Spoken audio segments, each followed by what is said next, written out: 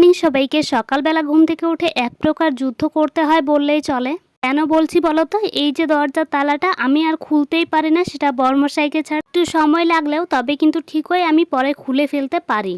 চেষ্টা করতে থাকলে অবশ্যই উপায় তো হবে, ঠিক সেই রকম। বাকি কথা না হয় পরেই হবে, আগে আমার পরিচয়টা দিয়ে নিই। নমস্কার, কেমন আছো তোমরা সবাই জানিও কমেন্ট করে। আমি মল্লিকা, মালদা জেলার ছোট্ট একটি গ্রাম থেকে বিজে মল্লিকা ব্লগে তোমাদেরকে অনেক অনেক স্বাগত জানাই। নতুন একটি দিন, নতুন একটি সকাল এবং নতুন একটি ভিডিও নিয়ে চলে এসেছি তোমাদের। সকালের যত আশিবাসী কাজ আছে সেগুলো কিন্তু কমপ্লিট করে নিয়েছি, আর সেগুলো আর তোমাদের সাথে আজকে শেয়ার করা হলো না, কারণ আজকে বর্মশাইয়ের শরীরটা কিন্তু ভীষণই খারাপ। তো দেখতেই পাচ্ছ চোখ মুখের অপশন খারাপ হয়ে গেছে। আর দেখতেই পেলে যে সাইকেলটা বের করলাম, আসলে এখন ডক্টরের কাছে যাবে ওষুধ নিতে, তো সেই কারণে সাইকেলটা বের করে দিলাম। সে নাকি শক্তিই পাচ্ছে না শরীরে, আর এতটাই দুর্বল লাগছে কি আর বলার। তো এই দিকে কোনো রকম কষ্ট করে সাইকেল নিয়ে বেরিয়ে পড়লো বাজারে। তো চলো এখন রান্না বান্নাটা আমাকে কমপ্লিট করে নিতে হবে সকাল সকালে।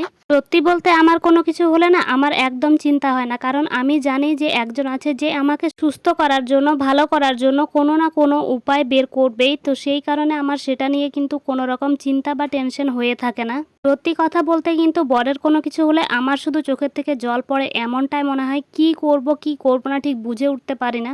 আজকে টেনশনটা একটু বেশিই লাগছে, কেন জানো তো? কারণ কিছুদিন আগে বরের এইরকমই ঠিক শরীর খারাপ হয়েছিল, কিন্তু জ্বর, মাথা ব্যথা, সর্দি, কাশি এসবের ওষুধ নিয়ে এসেই কিন্তু ঠিক হয়েছিল। মানে সেটাই হয়েছিল দেখে সেই ওষুধটাই আনা হয়েছিল, তো ঠিক হয়ে গেছিল সেটা খেয়ে। সুস্থ হওয়ার পর কিন্তু একদিন আবার কাজেও বেরিয়েছিল, কিন্তু তার পরের দিন থেকে আবার সে একই অবস্থা হয়ে গেছে। টেনশনটা ঠিক ওখানেই লাগে যেখানে হচ্ছে গিয়ে শরীর সুস্থ হয়ে আবার অসুস্থ হয়ে পড়ছে। কি হবে না হবে আমি ঠিক নিজেও বুঝতে পারছি। বলতে বলতে অনেক কটা কাজ করে ফেললাম, চলো তোমাদেরকে বলে দিই। প্রথমত চাল বের করে নিলাম রান্নার জন্য, যেহেতু বর বেরোলো তো বাড়ি এসে ভাত খাবে, আমাকে বলে দিয়ে গেল যে আজকে দুপুরে না সকাল সকালে রান্নাটা করতে। আমাকে সে সেটাই বলে দিয়ে গেল। ঠিক খিদে না, কিন্তু তার নাকি খেতে ইচ্ছে করছে, তো সেই কারণেই। তো দেখতেই পাচ্ছ চাল বের করে নিয়ে কিন্তু তারপরে এক মুঠো চাল অন্য জায়গায় রেখে দিলাম। সেটা কেন রাখি সেটা তো তোমরা খুব ভালো করে বুঝতে পারছো, আর না বুঝতে পারলে অবশ্যই কমেন্ট করে জানাবে। বাজার হাট তেমন কোনো কিছু সবজি পাতে কোনো কিছু বাড়িতে নেই, তো একটা কুমড়ো ছিল ছোট এক টুকরো, তো সেটাকে এই কেটে নিলাম।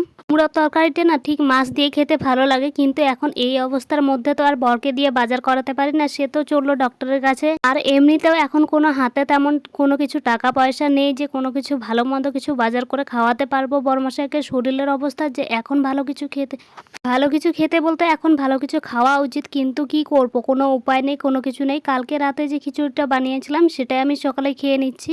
সকালে যেহেতু ডক্টরের কাছে বর বেরিয়ে গেল, তো সকালে খালি পেটে হয়তো বা কোনো ওষুধ খাওয়ার থাকতে পারে, তো সেই কারণে আর খেয়ে বেরোলো না, না খেয়ে বেরিয়ে পড়লো। তো বললাম যাবার আগে যে তুমি একটু খেয়ে যাবা নাকি, সে বললো যে না, যেটা খিচুড়ি আছে তুমি খেয়ে নাও, আমি না হয় এসে তুমি রান্না করবা সেটাই আমি খাবো।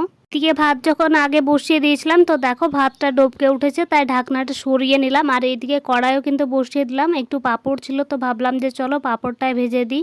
চলো আর বকবক করছি না, টুকটুক করে রান্নাটা আগে সেরে নিই।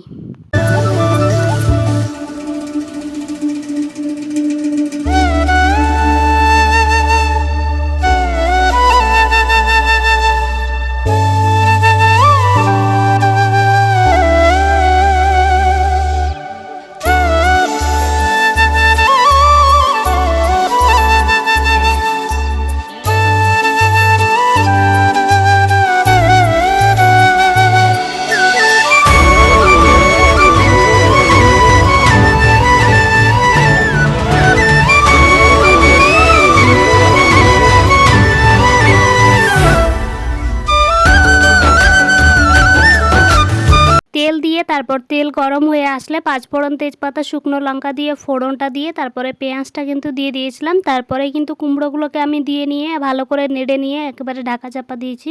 আর আগে কিন্তু অল্প একটুখানি লবণ দিয়ে নিয়েছিলাম, তারপরে কিন্তু ঢাকনাটা খুলে এইদিকে আবার একটু হলুদও দিয়ে নিচ্ছি। বাস এই কটায় মশলাই দেবো, আর কিন্তু কোনো কিছুই আমি দেবো না।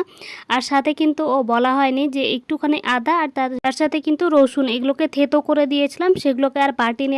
এখন আর বাটাবাটি কাজটা করতে ইচ্ছে করছে না, তাই আর কি থেতো করে দিয়ে দিয়েছিলাম। তো হলুদ বা অন্যান্য যে মশলাগুলো রাখা হয়, যে কৌটো কাঁটাগুলো থাকে, সেগুলোকে আমি কিন্তু রোজই এইরকম সবকিছু দিয়ে নিয়ে তারপর কিন্তু একটু মুছে নিই। তাহলে রান্নার সময় মুছে নিলে কি রোজকার এই মোছামুছির কাজটা কিন্তু হয়ে যায়, সেটা নিয়ে আর পরে ঘাটাঘাটি করতে হয় না। যেহেতু সবকিছু দেওয়া ধোয়া তো হয়েই গেল, তো এখন সেগুলোকে গুছিয়ে রাখলেই হলো। আর এইদিকে দেখতেই পাচ্ছ আমার ভাতটাও কিন্তু হয়ে গেছে, তাই নামিয়ে নিলাম আগে সেটাকে। নামিয়ে নিয়েই কিন্তু আগে মাঠটাকে ঢেলে নিচ্ছি। মাঠ ঢেলে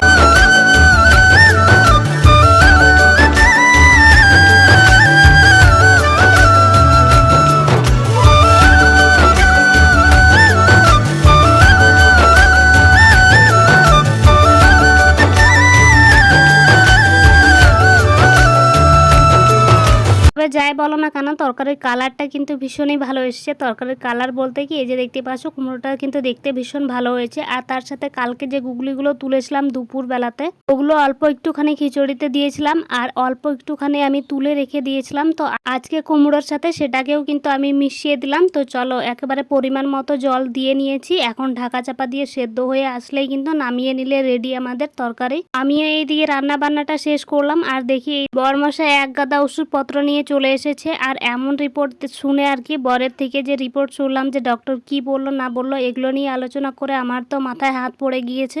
তারপরে সেই সব আলোচনা কমপ্লিট করে নিয়ে কিন্তু এদিকে বরের খাবারটা বেড়ে নিলাম। তো সে বলল যে সে বাইরে খাবে না, ভীষণই গরম পড়েছে যেহেতু, তাই ঘরে নিয়ে আসলাম তার খাবারটা। যেহেতু ঘরের মধ্যে ফ্যানটা আছে, তো সেই কারণে কিন্তু ঘরে নিয়ে আসলাম। আর ওষুধপত্র সবটাই কিন্তু নিয়ে আসলাম। খাওয়া দাওয়া করে এখানে রেস্ট নেবে, তো সেই কারণেই চলো আগে খাওয়া দাওয়াটা সে সেরে নিক। আর আমি বাইরের বাকি কাজগুলো, যে রান্না বান্না করায় যে এঁটো বাসনপত্র জমেছিল, সেগুলোকে পরিষ্কার করে নেব। স্নান কমপ্লিট করতে হবে। তো এইদিকে দেখতে পাচ্ছ খাওয়া দাওয়ার আগে তো আমাকে না খাইয়ে খাবে না, তো দেখতে পাচ্ছ এদিকে আগে খাইয়েও দিল।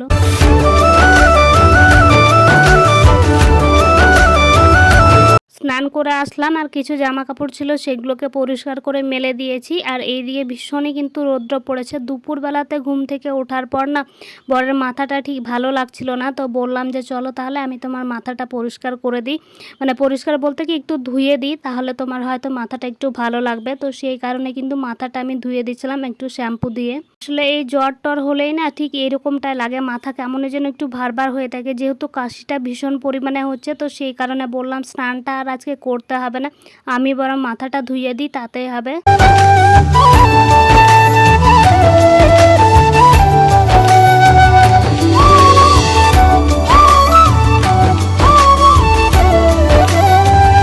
ভিজে কাপড় দিয়ে গাটা মুছে নিলেই হলো। এই ভিডিওটা কিন্তু আমি অনেক দিন আগেই করে রেখেছিলাম, কিন্তু তোমাদের সাথে অনেক দিন পরে আমি শেয়ার করছি ভিডিওটা। এই কারণেই আমি অনেক দিন পরে শেয়ার করছি, কারণ যেহেতু বরের শরীরটা খারাপ ছিল, ভালো না হলে না কোনো কিছু করতে ইচ্ছে করছিল না। তারপর একটু মাথাটা মুছিয়ে দিলাম। মাথাটা